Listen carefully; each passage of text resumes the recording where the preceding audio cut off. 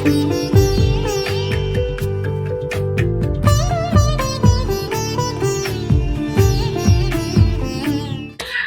જલારામ। તો આજે હું છું શ્રદ્ધાથી ભરપૂર એવા સમા વિસ્તારમાં આવેલા જલારામ બાપાના મંદિરમાં, અને આનો તો જેટલો મહિમા કહેવાય ને એટલો ઓછો છે।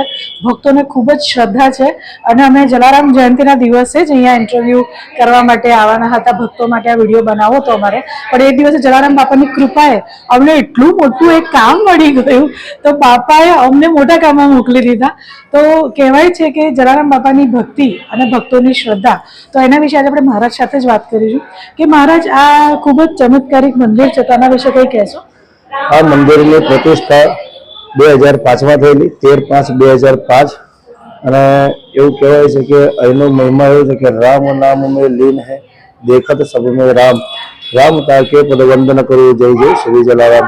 જે જલારામ બાપાજીને કહેવાય સંત શિરોમણી કે જેમણે દરેક ભક્તોની અંદર રામનું રૂપ જોઈ અને ભગવાનની જેમ જ દરેકની સેવા કરેલી છે। એમની એવી ઈચ્છા એવી ધારણા એવી હતી કે કોઈ પણ અમારા આંગણેથી એમને જવો જોઈએ નહીં, દરેક અતિથિને પણ એ પોતે બનાવી અને જમાડતા હતા। એટલે એવું કહેવાય છે કે જ્યાં જ્યાં પણ મંદિરો છે ત્યાં દરેક જગ્યાએ એમના અન્ન ક્ષેત્ર રામના નામના ચાલતા હોય છે, જલારામના નામના નહીં। કેમ તો કે એમણે કીધું કે દરેક ભક્ત એ રામનું રૂપ છે, એટલા માટે જલારામ બાપાને જે જન્મ જયંતિ સારી રીતે દર વર્ષે અહીંયા પણ આપણે ઉજવવામાં આવે છે।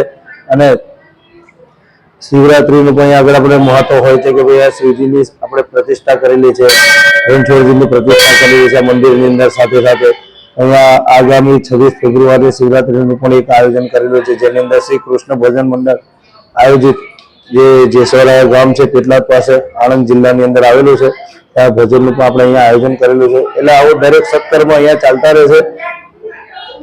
અને બીજો એક અમારે ભક્ત એવા છે કે જેમને એવું જલારામ બાપાએ કોઈ પ્રેરણા કરી કે મારે બધાને જમાડવા છે, તો મારે એક વખત મારા જીવનની અંદર એવો પ્રત્યક્ષ એવો દાખલો બનેલો છે કે જ્યારે હું અહીંયા સેવા માટે આવ્યો ત્યારે મને એવું થયું કે ભાઈ અહીંયા અન્ન ક્ષેત્રની વ્યવસ્થા હોવી જોઈએ, કારણ કે અહીંયા જલારામ બાપાનું જે સ્થાન છે ત્યાં પોટલો ને રોટલો એ બાપા બધાનું વિચારતા હોય છે।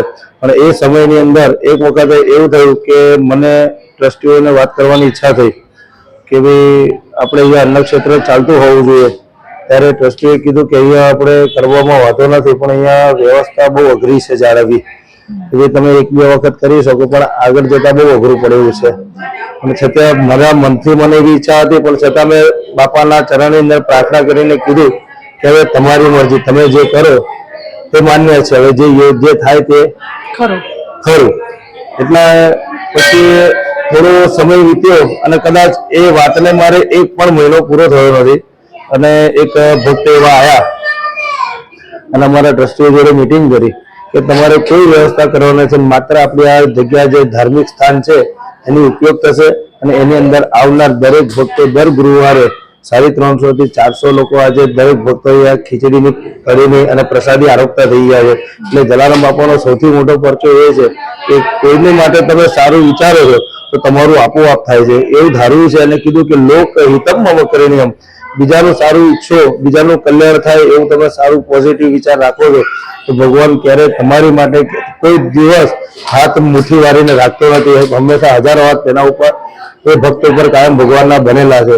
તો મહારાજ જલારામ બાપા દાન, ધર્મ, પુણ્ય, સેવા, દયા માટે ખૂબ જ જાણીતા હતા, જેમને પોતાના પત્નીને બી એકવાર પરીક્ષા માટે દાન કરી દીધા હતા। તો દાનના પરચા ઘણા બધા છે, અને જલારામ બાપાનું નામ આવે એટલે કઢી ખીચડીનો પ્રસાદ તો પહેલો જ યાદ આવે, બુંદી ગાંઠિયા। તો અહીંયા મહારાજના ત્યાં સમા વિસ્તારમાં 4 રસ્તા પર આ મંદિર આવેલું છે, અહીંયા બ્લડ ડોનેશન કેમ્પ બી થાય છે, કઢી ખીચડીનો પ્રસાદ બી થાય છે। અને મહારાજ આ 4 રસ્તાના ચમત્કાર વિશે અને અત્યારે જ પણ લેટેસ્ટ ચમત્કાર જે થયો છે એના વિશે જરા જણાવશો? આ 4 રસ્તાનો ચમત્કાર એવો છે કે અહીંયા જેટલા પણ કદાચ કોઈ એક્સિડન્ટ થયા હોય તો ક્યારેક કોઈ દિવસ કોઈના હાથ પગ ભાગ્યા હોય, કોઈને ફ્રેક્ચર થયું એવું મેં સાંભળ્યું નથી, અહીંયા અને કોઈ એવા ઝઘડા મોટા થયા નથી, આપોઆપ એનું સોલ્યુશન થઈ અને બધા પોતાના રસ્તે ચાલવા મળે છે। એટલે કે ભગવાનનો એક ચમત્કાર જ કહેવાય કે જેની દિવ્ય દ્રષ્ટિ તે હંમેશા કન્ટિન્યુ રહેલી છે। પછી એવું કહેવામાં આવે છે કે અમારા એક અહીંયા જે ભક્ત હતા એ ભક્તના બાળક એમનું આઉટ ઓફ કન્ટ્રીમાં છે, અને ત્યાં આગળ એમને પ્રશ્ન વિદેશનો હતો કે ત્યાં PR નો પ્રશ્ન હતો, એ સોલ્યુશન આવતું નહોતું, પણ વારંવાર ભગવાનની ભક્તિ કરવા હવે ત્યારે એમણે મને કીધું કે મહારાજ આનો કોઈ ઉપાય હોય તો મને બતાવો. ત્યારે મેં એમને કીધું કે તમે એક વખત એક કામ કરો, જલારામ બાપાના પગે લાગીને, અને મારું મને એવું કહે છે કે તમે લાસ્ટ જે એક્ઝામ આપી એ તમે રીચેકિંગ કરાવડાવો, પેપર તમારું ખોલીને અને ચેક કરાવડાવો ફરી, કારણ કે મારું મને એવું કહે છે કે તમારું કામ થઈ જશે કદાચ. આજે એમને અમુક ધાર્મિક વ્યક્તિની અંદર એમનું ઘણું બધું ધ્યાન હોય છે, પણ એમણે એસ્ટ્રોલોજીના કારણે એક જન્માષ્ટમીને અનુરૂપ એક પૂજાનું આયોજન રાખેલું હતું મૌની અમાવસ્યાના દિવસનું. જે પૂજા કરવા માટે જ્યારે યજમાન અમારી ત્યાં સવારમાં આવે છે ત્યારે એમણે મને મેસેજ બતાવ્યો કે મારા આપશ્રીએ જે કહેલું હતું એ પ્રમાણે મારા દીકરાને મેં વાત કરી હતી કે તારું પેપર તું ખોલાવી અને ચેક કરાવડાય. ત્યારે એમણે મને કીધું કે મહારાજ આપે જે કહ્યું હતું એ પ્રમાણે થયું, અને એમનો જે 7.5 બેન્ડ જે જોતા હતા એ 6.5 ની જગ્યાએ 7 બે અડધો બેન્ડ વધી ગયો. એટલે એમને ખુશીનો કોઈ વિસ્તાર ના રહે, એટલે એમણે કીધું કે ના, જલારામ બાપા તો એકદમ હાજર છે અને પ્રત્યક્ષ છે, અને એના આશીર્વાદ હંમેશા અમારી ઉપર બન્યા રહે.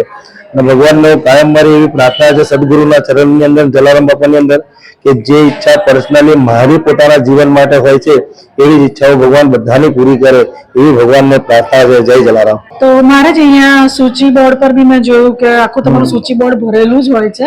દૂરથી નાનું મંદિર લાગે પણ ઘણા બધા કાર્યક્રમો જનસેવાના થતા હોય છે, તો એના વિશે જરા જાણકારી આપશો.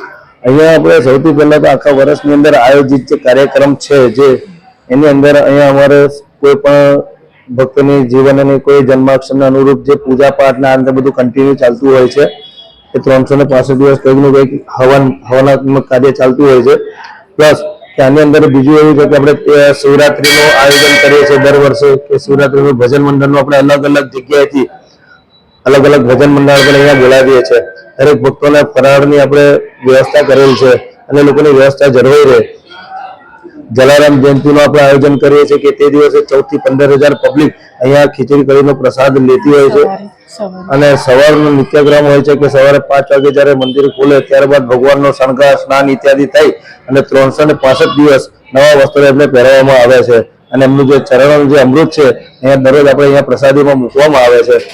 જે દિવસે જલારામ જયંતિના દિવસની અંદર આપણે એવું કરીએ, બાપાના જે પાદુકા ચરણ હોય છે એ પાદુકા અને બાપાની પ્રતિમા જે હોય છે એ આખા સમા ગામની અંદર આપણે એમની નગર યાત્રા કાઢવામાં આવે છે. અને ત્યાર અહીંયા આવ્યા પછી 108 દીવાની અહીંયા આપણે ભવ્ય મહાઆરતીનું આયોજન કરેલ છે.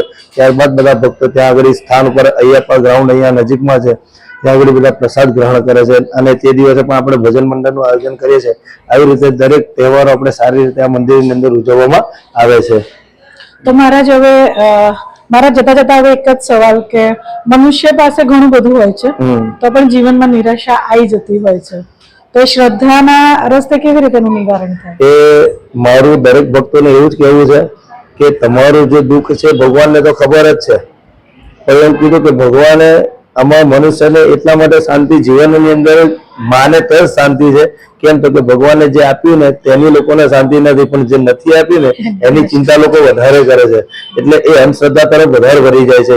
એટલે કીધું કે તમે ભગવાનની અંદર શ્રદ્ધા રાખી છે તો ધૈર્ય રાખો, કારણ કે ભગવાન જે પણ ફળ આપે છે એ લાંબા સમય સુધી આપે છે, કોઈ દિવસ 1-2 દિવસ માટે કે 1-2 વીક માટે નથી આપતો. એટલે કીધું કે વિદ્યા વિમુક્ત, જેની અંદર જ્ઞાન છે એ હંમેશા ધ્યાનથી એ દરેક વસ્તુને પામી શકે છે. એ કીધું કે ભક્તિ એક માર્ગ છે કે તમારા જીવનની અંદર જે પણ સુખાકારી એ સમય લઈને આવે છે.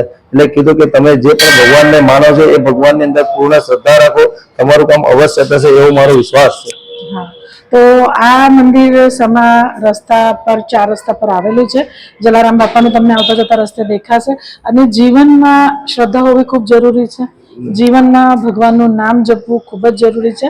આપણી પાસે ઘણું બધું હોય પણ અમુક વાર એવી અપડાઉન્સ લાઈફમાં આવતા હોય છે, પણ તમે બધા એકવાર આ મંદિરની મુલાકાત અચૂક લેજો. ખૂબ જ સુંદર સુંદર જનસેવાના કાર્યક્રમ જલારામ બાપાના મંદિરમાં મહારાજ દ્વારા થતા હોય છે. તો આ વિડીયો બને એટલો શેર કરો. મને તો હજુ જલારામ બાપાની ગાથા કેવી છે, પણ બીજો પાર્ટ પણ અમે બનાવીશું જલારામ જયંતિ કે બીજા કોઈ કાર્યક્રમ. મહારાજ તમે આ ઇન્ટરવ્યુ આપો એના માટે મારું નામ રોનક શુક્લ, એમએ સાહિત્યાચાર્ય, સોમનાથ સંસ્કૃત યુનિવર્સિટીની મારી શાસ્ત્રીય આચાર્યની ડિગ્રી છે. અને મારું એવું હતું કે મારો ઓટલો અને મારો રોટલો ભગવાન મને એક સ્થાને આપે. આજે મેં ભગવાનને એવું સમજી શકું કે હું કોઈ પણ જન્મની અંદર એનું ઋણ ચૂકી શકતો નથી. મારું બદલાવ છે કે બધું અહીંયા જ છે, મારો પરિવાર પણ અહીંયા સાથે છે, એ બાપાની કૃપા છે. અને તમારા લીધે અમારા જેવા બધા નિર્દેશ થાય છે અને અમને બહુ સારું નિર્દેશન મળીને ભક્તિ માર્ગે વળવાનું મન થાય છે. તો ખૂબ ખૂબ ધન્યવાદ. બીજા ઇન્ટરવ્યુમાં ફરી મળીશું મહારાજ અને જય જલારામ. જલારામ બાપાને. જય જલારામ.